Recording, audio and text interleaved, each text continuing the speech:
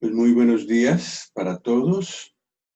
Estamos en la conferencia cuyo título es Generaciones bendecidas en Cristo, y eso se está estudiando con base en la primera epístola de Pedro.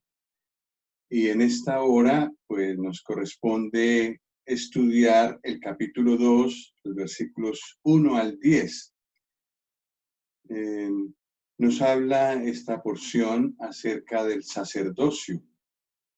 Y me gustaría iniciar contando que mi conversión ocurrió por el testimonio de una buena familia cristiana, una familia donde los principios que vamos a ver se podían palpar. Y para mí, que no había mirado la Biblia, o había mirado muy poco la Biblia, fue como una predicación sin palabras. Bueno, también me compartieron, pero el ejemplo, haber visto el ejemplo fue algo que me impactó mucho y que me fue conduciendo poco a poco al Señor Jesús. Y creo que ahí radica la importancia de un buen hogar cristiano y la importancia del tema que estamos tratando. ¿Cuándo empieza realmente la preparación para un buen hogar y los principios que vamos a ver? En realidad no empieza el día del matrimonio. En realidad empieza en la vida de solteros de cada uno de los dos. Cuando cada uno de los dos busca obedecer estos principios en su propia vida, y en esta búsqueda, en esa vida activa con el Señor, en esa relación viva con Él, busca a la pareja que Él tiene para su vida, en comunión con Él, dependiendo de Él. Y si es así, entonces al entrar en el noviazgo, ya se entra con una experiencia en estas cosas, en estos principios de vida cristiana, inclusive ya en el sacerdocio, en el ejercicio del sacerdocio. Entonces será más fácil edificar una familia sobre esa base. Luego, en el noviazgo, si todo se pone en las manos del Señor, se sigue su guía, se sigue en dependencia de Él en todos los pasos del noviazgo, en los planes, en los propósitos. Se conversa ampliamente acerca del aspecto espiritual, pues el resultado es que se van sentando las bases de lo que será un buen hogar. Luego, al casarse, haciéndolo en la presencia de los creyentes, de la congregación, hacerlo en plena comunión con Él y también en la relación con el Señor, ya dispone el corazón para todo lo que viene en la vida de casados. Entonces, cada decisión que se toma después se puede hacer en dependencia del Señor, incluido lo de los hijos, lo de tenerlos y lo de criarlos. Estas son las bases realmente de un matrimonio cristiano fundamentado en estos principios de primera de Pedro, 2, versículos 1 al 10, que vamos a ver enseguida.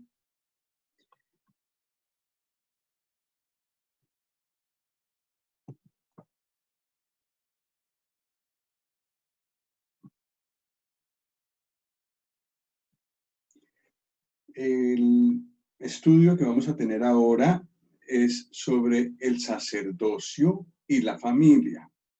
La familia como el sitio donde nos preparamos todos para ejercer nuestro sacerdocio en la congregación, cuando nos reunimos con otras familias alrededor del Señor y allí ejercemos nuestro sacerdocio. En primer lugar, vamos a ver el fundamento que vemos en esta porción. Esta porción la veremos en 3 partes y esta es la primera, poniendo el fundamento. En esta porción, en estos primeros 3 versículos, nos centraremos en estos 3 verbos que están allí: desechar, desear y gustar. Leamos los versículos. Desechando pues toda malicia, todo engaño, hipocresía, envidias y todas las detracciones, desead como niños recién nacidos la leche espiritual no adulterada, para que por ella crezcáis para salvación, si es que habéis gustado la benignidad del Señor. Allí están resaltadas los 3 verbos que nos guiarán en este estudio de la primera parte.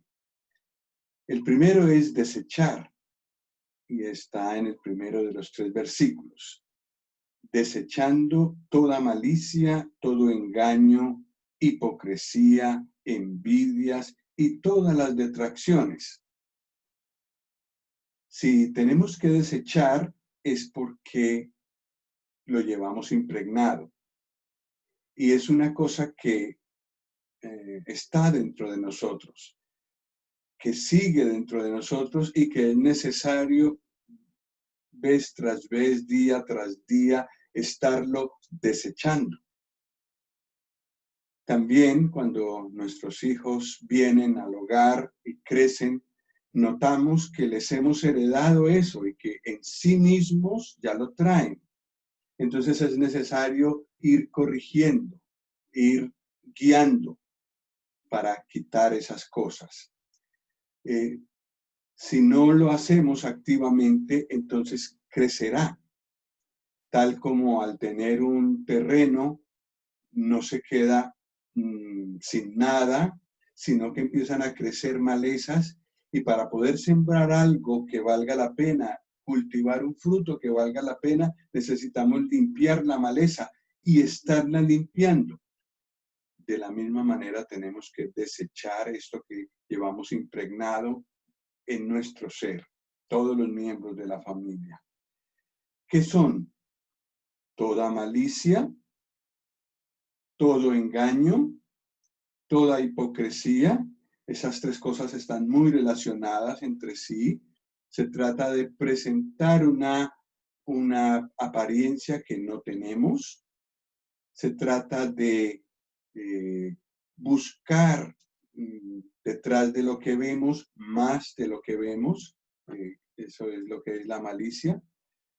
Y luego, después de estas cosas que básicamente son engaño, tenemos las envidias, que también es una cosa que crece en nuestro corazón, querer tener lo que otro tiene y no estar contentos con lo que el Señor nos ha provisto. Y luego todas las detracciones. Las detracciones, según el diccionario, son las murmuraciones, difamaciones de otras personas, maledicencias. Todo eso son cosas que tenemos que desechar porque aparecen por sí mismas dentro de nosotros. En la fotografía vemos una familia en la comida. No todas las familias tienen esta costumbre de comer juntos, pero es una buena costumbre.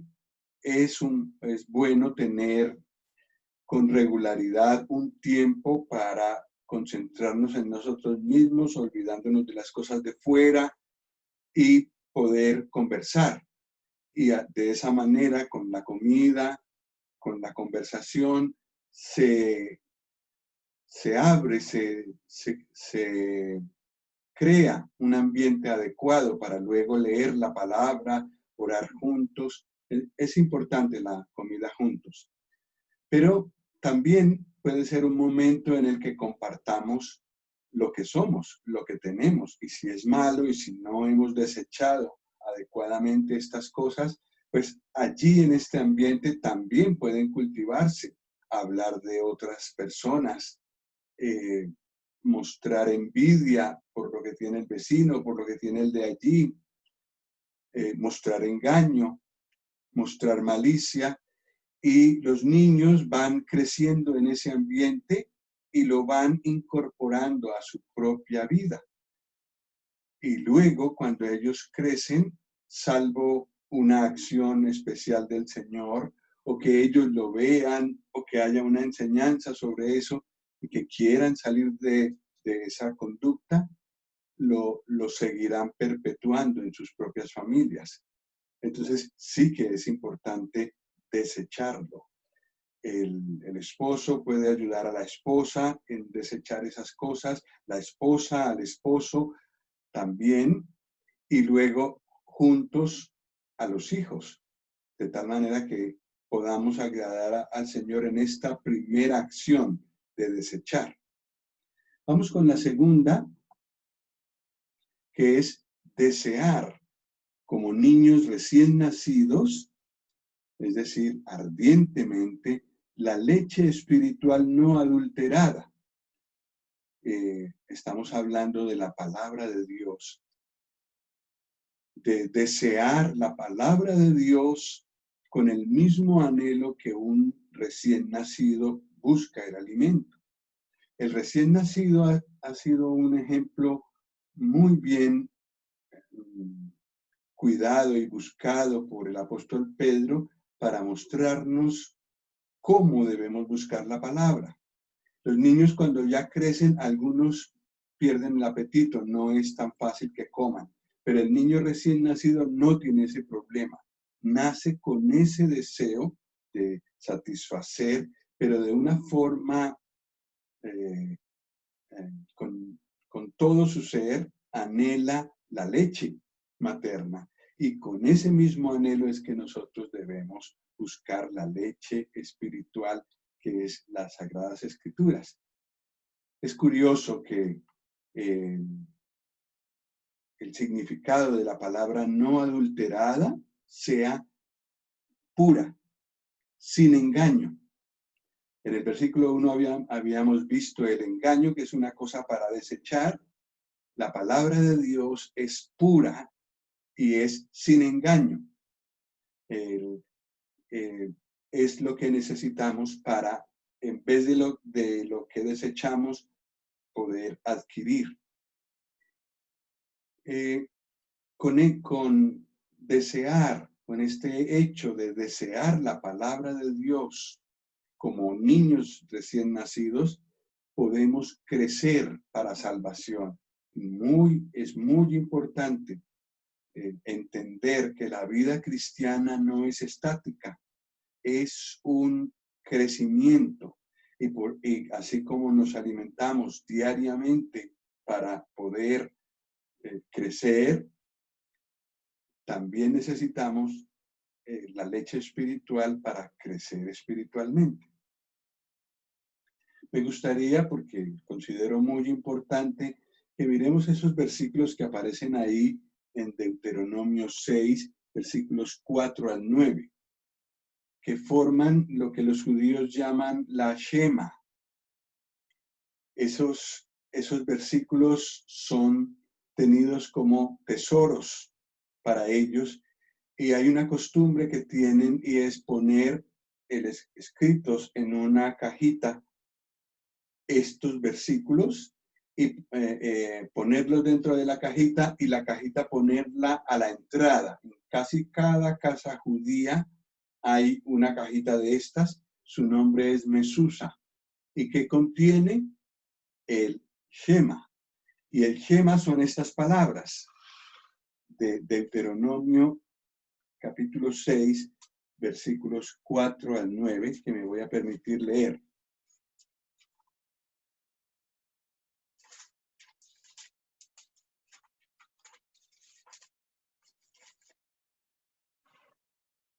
Dice así: Oye Israel, Jehová nuestro Dios, Jehová uno es. Y amarás a Jehová tu Dios de todo tu corazón y de toda tu alma y con todas tus fuerzas. Y estas palabras que yo te mando hoy estarán sobre tu corazón, y las repetirás a tus hijos, y hablarás de ellas estando en tu casa, y andando por el camino y al acostarte y cuando te levantes. Y las atarás como una señal en tu mano y estarán como frontales entre tus ojos. Y las escribirás en los postes de tu casa y en tus puertas. Son muy conocidos entre los cristianos también estos versículos. El lugar que debe tener la palabra de Dios en nuestros hogares.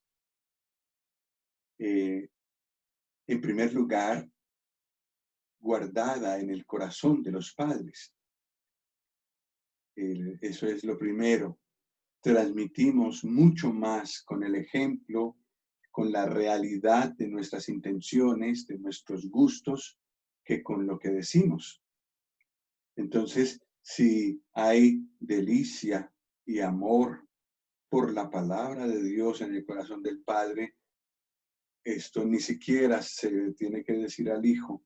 Él ya buscará, él ya tiene ese ejemplo, ya ha aprendido que es para su Padre importante y lo aprenderá. La palabra en el corazón. Y luego repetirla. Repetirla. Eso es un trabajo de perseverancia, de paciencia, de constancia. Repetirla a la familia, estando en la casa, porque en la mesa es un buen momento para hacerlo, pero no es el único momento que se comparte en una casa. Hay momentos en que uno está en el salón, en la sala, o en el dormitorio, o en cualquier otro lugar de la casa, o en la afuera, y en todos esos momentos hay ocasión para mostrar de qué manera la palabra de Dios se aplica a las diferentes situaciones de la vida. El Señor dice, repítelas a la familia en la casa. En una forma sistemática se puede hacer en la mesa o en cierto momento que tomemos al día o por lo menos regularmente con la familia para leer la escritura, orar juntos, idealmente cada día, pero también en otros momentos. Mira, el Señor dice tal cosa en su palabra, el Señor dice esta otra. Y sobre todo relacionando las situaciones del diario vivir con la escritura. Repetirás a tu familia en casa, en el camino, cuando vas, cuando viajas, cuando vas en un vehículo, cuando vas en un avión, en fin, por el camino. Ahí también hay situaciones en las que se puede reconocer al Señor y recordar delante de los hijos porciones de la Escritura que pueden dar luz en la situación. También al acostarse al final de un día, a lo mejor con vivencias, experiencias difíciles, qué bueno es poder escuchar esas experiencias, cómo ha vivido el niño esa situación, esas situaciones, cómo ha vivido ese día y leer algo de la Escritura y encomendar en oración al Señor el descanso para que haya un real descanso y para poder depositar en Él todas las preocupaciones. Luego dice también al levantarse, al iniciar un nuevo día, encomendarse al Señor para las nuevas experiencias, para todo lo que traerá de sí el día. Muy importante poder decirle al Señor, Señor, aquí venimos para entregarte este día en tus manos, para que nos ayudes a obedecer, para que nos guardes, nos cuides, nos ayudes y para que nos ayudes a reconocerte en todos nuestros caminos. El Señor es sabio en habernos dado este mandamiento. Se lo dio a los judíos, ellos todavía lo guardan, nos lo dio a nosotros también que tenemos familia. También dijo de atarlas como señal en la mano y en la frente, entre los ojos. Y yo creo que para nosotros esto sería tener nuestra Biblia en nuestras manos y leerla, tenerla delante de nuestros ojos. Y esa es la imagen que transmitiremos a nuestros hijos acerca de nuestra relación con la Escritura. Muy cerca de nuestras manos siempre y muy cerca de nuestros ojos, muy a menudo cerca de nuestros ojos en la lectura. Y ese ejemplo impactará los jóvenes corazones. Por otro lado, escribirla en los postes de la casa y en las puertas. Eso sí que es importante. Importante por el testimonio para la familia, para los miembros de la familia. Importante para inquietar las conciencias de los miembros de la familia con los mandamientos del Señor, por si acaso hay un desvío o hay pensamientos que están llegando. Es muy bueno cuando hay ciertos versículos en determinados sitios de la casa que nos recuerdan o las promesas del Señor o que Él está presente o que Él no está lejos. Pero también para los visitantes. Cuando llegan a una casa, esos versículos son palabra pura de Dios y pueden impactar los corazones. Y creo que eso ha ocurrido en muchos lugares. Escribirlas en los postes de la casa y en las puertas. Pues esa es una buena manera también de transmitir y de repetir los mandamientos del Señor a todos los miembros de la familia. Y de esta manera, todo ayudando, vamos creciendo. Porque el sacerdocio es algo para lo que uno se prepara. Y esta es la manera de hacerlo. Desechando lo que ya hemos visto, deseando ardientemente la palabra de Dios. En tercer lugar, tenemos el verbo gustar. Si es que habéis gustado la benignidad del Señor. Los padres, como ya dijimos, antes de iniciar su hogar, inclusive antes del noviazgo, gustan ya de la benignidad del Señor. Luego en el noviazgo, luego en el matrimonio, el periodo en el que están solos, los dos son tiempos de crecimiento en gustar la benignidad del Señor. Él es benigno, no solo es bueno, Él es benigno, busca hacer el bien. Y eso, descubrir cómo Él, todas las cosas que hace, las hace para buscando nuestro bien, es gustar la benignidad del Señor.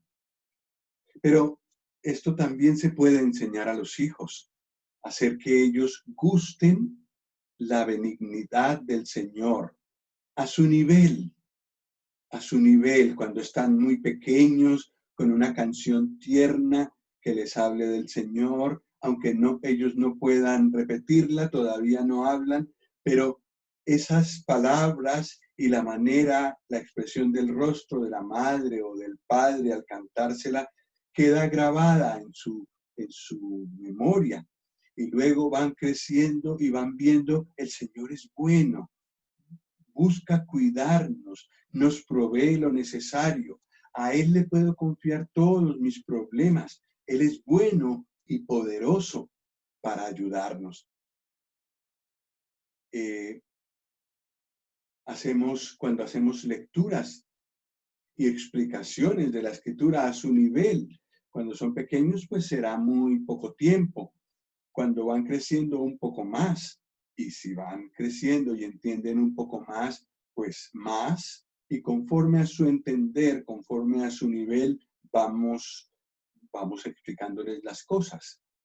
Cuando hay más de un hijo, cuando van llegando hijos pequeños, hay que tener el cuidado de que todos reciban atención y que todos gusten a su nivel la benignidad del Señor, mediante la lectura de la palabra, explicaciones de la palabra, pero también una oración, si es un bebé, sencilla, muy sencilla, pero el mero hecho de juntar sus manitos y de estar tranquilo cuando papá o mamá están dando gracias por los alimentos, ya empieza a crear un hábito en ellos. Y conforme van creciendo, pues las oraciones pueden ser un poco más largas. Luego, también el hecho de reconocer al Señor en las diferentes situaciones de la vida, eso también se puede ir explicando, de tal manera que pueda gustar personalmente la benignidad del Señor. Y recuerdo yo haber pedido muchas veces cuando mis hijos estaban pequeños que el Señor les diera experiencias propias con Él, aunque fueran pequeños, pero que Él respondiera a sus oraciones. Y el Señor lo hizo. Y los niños van creciendo, experimentando por sí mismos quién es el Señor. No porque papá o mamá me lo dicen, me lo cuentan, sino porque yo lo vivo. Y eso es muy importante. Pasamos a la segunda parte, creciendo hacia un sacerdocio santo. Es la segunda parte de 2 Pedro, capítulo 2, y dice, acercándoos a él, piedra viva, desechada ciertamente por los hombres, mas para Dios escogida y preciosa. Vosotros también, como piedras vivas, sed edificados como casa espiritual y sacerdocio santo, para ofrecer sacrificios espirituales aceptables a Dios por medio de Jesucristo. Por lo cual también contiene la Escritura. He aquí pongo en Sión la principal piedra del ángulo, escogida, preciosa, y el que creyere en él no será avergonzado. Para vosotros, pues, los que creéis, él es precioso, pero para los que no creen, la piedra que los edificadores desecharon ha venido a ser la cabeza del ángulo, y piedra de tropiezo y roca que hace caer. Porque tropiezan en la palabra siendo desobedientes, a lo cual fueron también destinados. Tengamos en cuenta estos resaltados en negro, que nos servirán más adelante. Pero esta es la porción de la segunda parte y tiene también 3 acciones. Acercarse a Él, ser edificados y ofrecer sacrificios. Acercándoos a Él, en primer lugar, los padres, por supuesto. ¿Y quién es Él? ¿A quién es que estamos señalando a los demás miembros de nuestra familia? ¿A quién queremos acercarnos? A Él, que es la piedra viva, llena de vida, en quien está la vida en abundancia. Desechada ciertamente por los hombres, esta es una realidad que también los miembros de mi familia pueden ver. El Señor Jesús no es popular en este mundo, nunca lo ha sido. Hay que esperar hasta el milenio para que Él sea confesado por todas las personas y toda rodilla se doble delante de Él. Pero mientras tanto vivimos en un mundo que lo rechaza. Pero no solamente lo rechaza de por sí, sino que lo ha probado, ha escuchado de Él y conscientemente lo ha rechazado. Eso es el significado de la palabra desechada por los hombres. Luego, lo que pasa es que para Dios es una piedra preciosa, escogida y preciosa, elegida entre muchas, probada y elegida. y con un alto precio. Preciosa, viene de precio. Además, Él es la principal piedra del ángulo. Es la piedra fundamental para el edificio, según nos dice Efesios 2:20. El edificio es la iglesia y la piedra angular, la principal piedra, la que sirve de guía para todas las demás piedras ser edificadas encima, es el Señor Jesús. Él es la principal piedra del ángulo.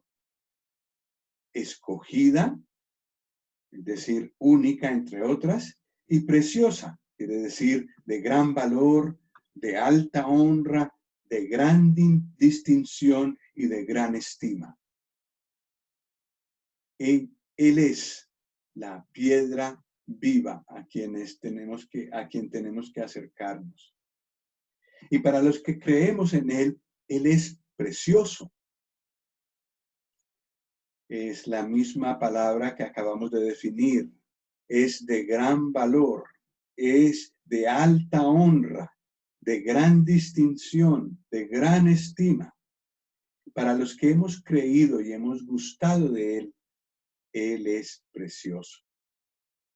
Pero para los que no creen, Él es piedra de tropiezo y roca que hace caer, que nos habla de que Él juzgará este mundo. Y a esa persona que juzgará con justicia, es también la persona a la que nos acercamos. Todo está en Él, todo está concentrado en Él. Vosotros también, como piedras vivas, Él es la piedra viva, pero nosotros como piedras vivas, sois edificados o crecéis.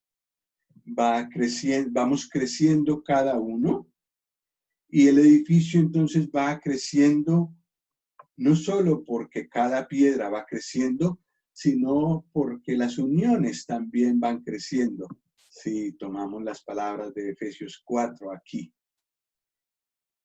Para ser edificados como casa espiritual, como lugar de la habitación de Dios, cada vez más grande y cada vez más sólida.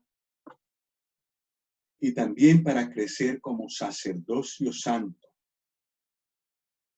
Somos un sacerdocio santo y real, pero el orden es sacerdocio santo primero, apartado de toda otra cosa, de este mundo, para el servicio de Dios, para presentar ofrendas y sacrificios cada vez mejores. El sacrificio que ofrecemos es siempre el mismo, el Señor Jesucristo. Lo que pasa es que es un sacrificio que no podemos agotar. Tiene tanta riqueza en sí que solo vamos conociendo poco a poco cosas y esas cosas se las podemos ir diciendo a Dios en nuestro sacerdocio cuando nos acercamos a Él. Hemos sido hechos sacerdotes en primer lugar para la alabanza de Dios. Y por eso dice allí sacerdocio santo antes que sacerdocio real. En primer lugar para Dios, en segundo lugar para las demás personas, que es de lo que habla el sacerdocio real. En la parte de abajo hay la cifra de días que pasa un niño con sus padres de los 0 a los 12 años. 4.380 días, de los cuales 624 son domingos y normalmente en una familia cristiana se va a la reunión, pasamos con otros creyentes. ¿Cuánto se puede edificar en esos días, día tras día, domingo tras domingo? Mucho, mucho. Antes de los 12 años, cuando va a empezar la adolescencia y esos años son tumultuosos, difíciles para los hijos y para los padres. Antes de que lleguen esos años, Es mucho lo que se puede sembrar en esos corazones. Y luego, si normalmente los hijos siguen en el hogar, siguen aprendiendo, y si llegamos hasta los 18 años, encontramos 6.570 días. Cada día leyendo algo de la Escritura, aprendiendo cosas, aprendiendo de la benignidad del Señor y de sus demás virtudes. ¿Cuánto aprendemos? Y en 936 domingos que tienen 18 años, en la reunión, en la escuela dominical, luego en la clase de jovencitos y tal vez de jóvenes, es mucho tiempo en el que podemos aprender mucho de la Escritura y de las experiencias con el Señor. Una gran riqueza. ¿Para qué crecemos? Para ofrecer sacrificios espirituales aceptables a Dios por medio de Jesucristo. Por medio de Jesucristo, dice Colosenses, podemos presentar acciones de gracias. Tenemos que ser gratos, dar gracias. También nos dice Hebreos, dar alabanza, alabar al Padre y al Hijo. Alabar al Padre por medio del Señor Jesús, un sacrificio agradable. Y luego adoración, como se lee en Apocalipsis 5:13, que después de haber considerado al Cordero de Dios que fue inmolado y de recibir él gloria y honra, todo el universo se postra también ante el Padre. Y la razón, el motivo es por el Cordero y por el sacrificio que hizo el Señor Jesús en la cruz. Esas cosas ya las podemos hacer en nuestras reuniones y también en nuestros hogares. Allí podemos aprender a hacerlo. Allí podemos enseñar a los niños a hacerlo. Allí podemos enseñarles a que se vayan ejercitando en decirlo, a encontrarlo en la Escritura. Hay que tomar tiempo para enseñar esto con paciencia, regularidad y perseverancia.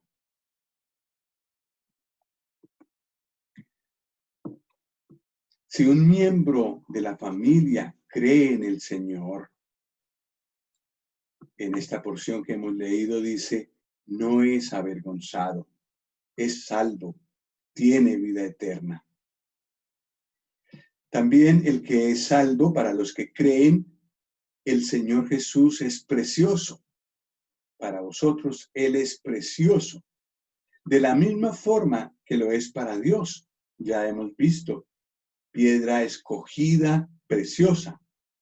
Entonces, tenemos algo en común con el Padre. Él considera precioso, de alto valor al Señor Jesús, y nosotros los creyentes también. Qué privilegio y qué gusto. Y luego el miembro creyente de la familia puede crecer, como hemos visto, y ser edificados y ser preparados para cuando ejerza el sacerdocio en la congregación. Pero también, tristemente, es real que hay miembros de la familia que no creen. Y por eso he resaltado estas palabras en negro. Es una realidad el hecho de que haya desechado al Señor Jesús, el hecho de que será avergonzado, el hecho de que encontrará en el Señor Jesús una piedra de tropiezo, el hecho de que tendrá un destino lejos del Señor si no se arrepiente y entrega su vida al Señor, el hecho de que está en tinieblas como estábamos nosotros antes, el hecho de que no sea parte del pueblo de Dios y el hecho de que no haya alcanzado misericordia. Esto es solemne, no es un juego, no es esta religión. Y entonces que el hijo pueda escoger la religión que quiera. Es que la cosa es seria porque solo el Señor es el camino al Padre. Entonces, si desecha el único camino a Dios, solo le espera la perdición. Y es importante que entendamos y pensemos en esto, en esta realidad, para poder hablar con nuestros hijos claramente de estas cosas. Y cuando ya crecen de tal manera que no permiten que les hablemos de estas cosas, orar fervientemente por su conversión. Ellos tienen que tomar la decisión delante del Señor, pero es muy importante la crianza que han recibido, por una parte, y por otra, el incansable sacerdocio de los padres intercediendo por él. Pues que el Señor nos ayude, porque yo sé que esta es una situación real que muchos enfrentan. Y vamos hacia la última parte, que es creciendo hacia un sacerdocio real. Es la última parte de esta porción. Y aquí en esta última parte hay dos verbos. El verbo ser y el verbo anunciar. En esta porción dice, mas vosotros sois linaje escogido, real sacerdocio, nación santa, pueblo adquirido por Dios, para que anunciéis las virtudes de aquel que os llamó de las tinieblas a su luz admirable. Vosotros que en otro tiempo no erais pueblo, pero que ahora sois pueblo de Dios. Vosotros que no habíais alcanzado misericordia, pero que ahora habéis alcanzado misericordia. No lo he leído literalmente, sino más o menos lo que me he acordado de memoria. Pero notemos, esto es lo que somos delante de Dios en el Señor Jesucristo. Linaje escogido. Como Él fue escogido, así fuimos nosotros escogidos, elegidos entre el grupo general de seres humanos, elegidos, escogidos. Un sacerdocio real, de ahí la corona que aparece arriba. Somos un reino, personas de muy alta, de la alta sociedad delante de Dios, de la realeza. Somos un reino de sacerdotes. Y el reino, el rey normalmente lo es en representación de su nación delante de otros reinos o de otros gobiernos. Y eso es lo que pasa con nosotros, que somos representantes del Señor en este mundo, pero con una alta dignidad, no cualquier cosa, no somos súbditos, digamos, en ese sentido de real sacerdocio. Sí somos súbditos del Señor y le debemos a Él obediencia, pero como sacerdotes tenemos esa dignidad real de la realeza. Y de esa manera debemos presentarnos con toda dignidad, como el Señor Jesús nos mostró y como Él se mostró ante otros reyes, Herodes, Pilato, que no era rey, era gobernador, pero ante un gobernante se presentó con toda dignidad. Real sacerdocio, nación santa, apartada para Dios, pueblo adquirido por Dios, o como dice la versión moderna, de posesión exclusiva. Dios nos compró, el Señor Jesús pagó el precio para comprarnos para Dios, somos su posesión exclusiva. Somos ahora pueblo de Dios, somos su pueblo. y hemos alcanzado misericordia. Pues nuestro deber como un reino de sacerdotes es anunciar, para que anunciéis las virtudes de aquel que os llamó de las tinieblas a su luz admirable. ¿Cuáles son las virtudes de él? Pues él es la luz, nos llamó a su luz admirable. Estábamos en tinieblas y él nos llamó a su luz. Él es la luz del mundo. Él es benigno, lo vimos en los primeros versículos. Busca el bien de quien se entrega a él. También es misericordioso, porque nosotros hemos alcanzado misericordia. Él es la piedra viva, la piedra del ángulo, la piedra principal, escogida, preciosa para Dios. Son virtudes que Él tiene y que esta porción nos ha dejado ver, aparte de las muchas otras virtudes que vemos en otras partes de las Escrituras. También que Él ofrece seguridad al que cree en Él, a causa de su obra finalizada en la cruz, completada, lista, donde ha pagado todo. Pues por esa razón Él ofrece seguridad al que se acoge a Él. Y esa es una virtud de Él, su fidelidad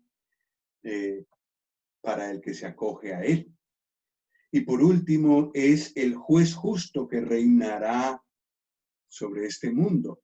Al que no cree, el Señor lo juzgará, pero lo juzgará de una manera justa. Todos esos son virtudes de Él que podemos anunciar. Pues, ¿qué podemos concluir? ¿Cómo es un hogar que prepara para el sacerdocio? Es un hogar que desecha las conductas y el lenguaje que van en contra de la verdad y la honra para otros. Lo vimos en los primeros versículos. La palabra de Dios tiene un lugar prominente en los hábitos familiares. Se cultiva una cercanía vital con el Señor Jesucristo. Es una realidad verlo a Él en esa familia. Ese hogar es un vivero donde se cultivan las costumbres sacerdotales de alabar y engrandecer a Dios por medio de Jesucristo. Allí se cultivan todos esos hábitos, esas costumbres. En quinto lugar, es un lugar donde se declara con claridad lo que es el pecado y la necesidad personal del Salvador. Allí en ese hogar se declaran y se meditan las virtudes del Señor Jesucristo. Y por último, se anuncian al mundo por palabra y por hecho se declara la urgente necesidad del Señor y Salvador. Pues, como les conté al principio, yo llegué al Señor digamos, al visitar una familia cristiana piadosa y pude ver allí virtudes del Señor por palabra y por hecho. Pues quizás haya otros que el Señor usará en su hogar, hermano o hermana, que el Señor usará su hogar para traerlos a sus pies. Y también que pueda usar su hogar para formar a los miembros de la familia para ser sacerdotes santos que alaban, que presentan sacrificios de alabanza por medio de Jesucristo al Padre, y también que anuncian las virtudes, las muchas virtudes de aquel que nos llamó de las tinieblas a su luz admirable. Que el Señor nos ayude, hermanos.